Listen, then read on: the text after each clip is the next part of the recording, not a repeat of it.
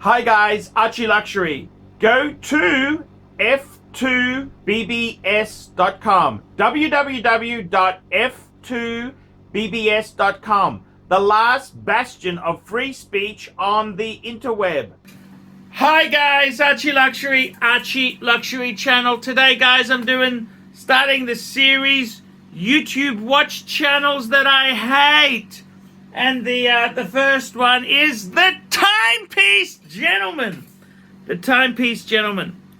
And, I started off really liking this guy, Anthony. Anthony's the main dude there. But anyone who is that buff, is that natural buff? I never see him any of the videos working out.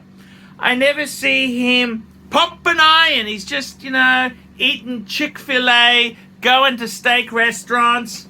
It's, it's kind of, and I really suspect, with this guy here, he's got massive ego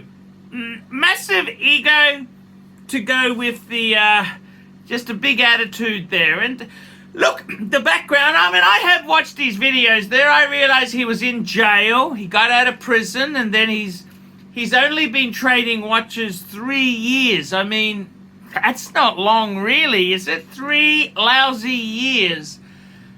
And I gotta tell you, I've watched a few of them, and I start to like him. Massive ego, going on the private jets, jumping on, and I just watched his latest one, week 9, private jets, LaFerrari, $150,000 Daytona, and sushi in Malibu. I fucking love my job. Yeah, watch dealing, I can't think of anything worse than being a watch dealer. Not only is there a huge security risk, I know dealers who have been burgled. I know dealers who've been held up at gun with shooters, real shooters. And I kind of cringe. This guy here has done so many things to make me cringe. You want to be low-key with jewelry and watches. You don't want Timepiece Gentleman, please rob me all over your car. I kind of think you got to be a little bit more savvy. The thing I've noticed too with him is that he's always selling things cost plus $1,000. I don't know how he makes any money. These are hugely expensive pieces, 30, 40, 50, 60, 70, $100,000, and he's going to sell it. I'll give it to you for cost plus $1,000. Yeah. And he's shipping stuff all over the countryside, shipping it all over the place. And, I don't understand this stuff. It's high risk, high value goods. Have a read of the contract with your courier there. We are not common carriers. We are not common carriers, meaning if your jewelry or watches get flogged, we're not coughing up the bill.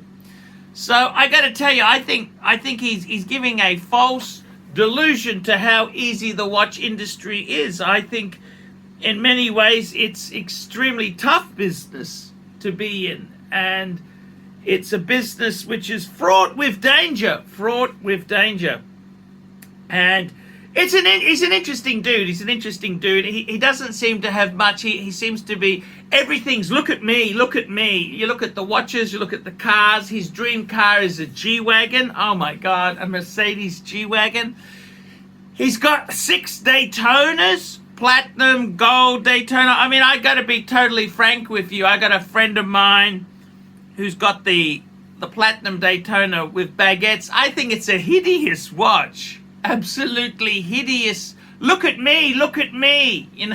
I find it very, how do I put this? I find it very tacky. Tacky is the word. It's sort of, I love Rolex. I love Rolex. But, I gotta be honest with you, I love the steel, usable Rolex. I think that's kind of cool stuff. Platinum Daytona with baguette diamond. The problem with the Daytona is you've got to unscrew the pushers. By the time you've unscrewed it, whatever you wanted to time has finished or gone. So it's kind of a weird thing there. I kind of with him himself, massive ego. He's always going to chase to put 50,000, wire 50,000, put a cashier's check in. He's always moving around doing stuff and always his Instagram, and you know he's kind of full of his own importance. And I gotta tell you, himself there, no appreciation of the true classics in watches. I mean, the Pateks he loves, Aquanaut Nautiluses. Would he consider a Calatrava? Oh no world time. He just looks at these things as the most tacky, look at me, show-offy sort of pieces. I mean, you know, I don't know what to say, but I just find it very, very tacky, very, very gaudy. You look at his collection, he's got 6 Daytonas, 6 precious metal Daytonas. Yeah, there is more to life than the bloody Daytona. No respect for the classics, you know, no world time or a 5170 or 5070 Patek or nothing really of substance, just the tacky, look at me, Pepsi, Hulk, ceramic, Kermit, you know, just that's kind of all you see him involved with. No real substance or love of decent watches there. And by the way, I'll put a link. I'm not sure what side there. I'll put a link. Click on the question mark. It'll link to his channel, and you can give me your opinion there. I kind of enjoyed some of his earlier videos, but the ego way out of control. I'd like to know how he's made so much money in 3 years trading watches. Ugh. I don't want to make too much of a finer point of it, but he was in prison. He must have a private investor, because I don't know how you'd finance all these things. He obviously didn't have much money before he went inside. Otherwise, you know, you get a good attorney to get you off. And I kind of wonder, you know, is he really making money? He's kind of running this business at 1,000,000 miles an hour, and I really wonder how much is he really making there. He's buying these high-end things, selling him to his Instagram, good client this, good client that. It's all kind of, I can smell a bit of bullshit, to be honest with you. He's got one dude who flies him around on a private jet. Yeah, that's cool, Anthony, really cool.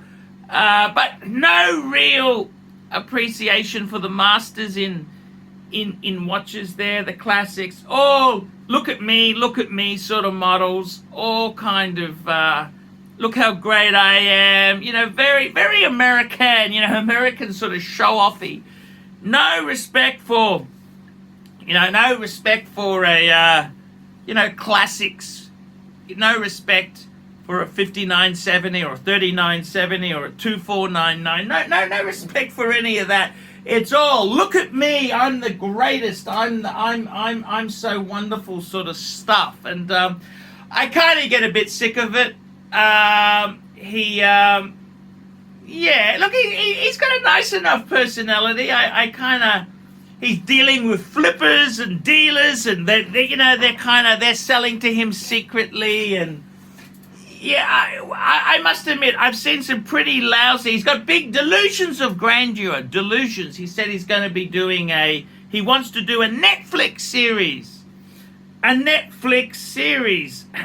I got to tell you there, the Netflix series itself there, I've seen some pretty lousy Netflix series. I was watching that one where the car guys were selling Rust Valley,